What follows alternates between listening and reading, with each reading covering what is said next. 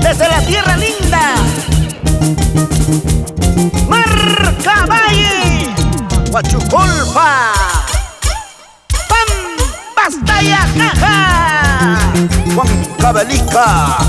Aquí está su hija, Doña Liguana López. Sí, ella es Inquilhuayta. ¿O te molestas?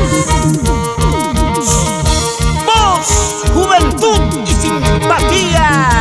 Dale como te amé, ahora te desprecio. Dale como te amé, ahora yo te odio. Ahora yo te digo largo y no vuelvas. Ahora yo te digo márchate muy lejos.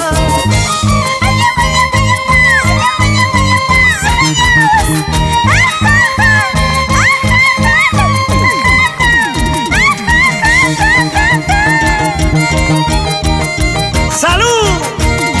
¡Alcides Pastrana! ¡Ya pues oye! Yo te estoy botando como a un perro.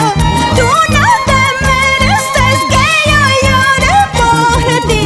Ya no me lastimes, largo y no vuelvas. Ya no me humilles, márchate muy lejos.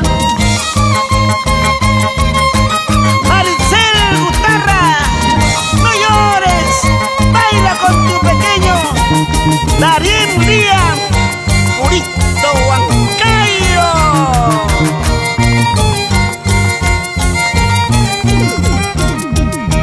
Dale como te amé, ahora te desprecio.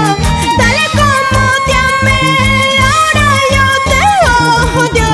Ahora yo te digo largo y no vuelvas. Ahora yo te digo márchate muy lejos. Para mi madrina linda, Pacífica García Tobar. Y para toda la familia García, siempre por Huancayo. ¡Ay, Huancahuambla! ¡Huancahualas! ¡Caipipas, Maripipas! Si tú quieres regresar a mi vida, ya será muy tarde. Ojalá que encuentres otro amor que sea como tú. Si tú quieres regresar a mi vida, ya será muy tarde. Ojalá que encuentres otro amor que sea como tú.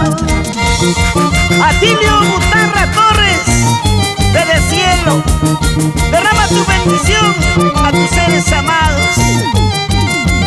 Madeleine Roca Espinal, tus hijos.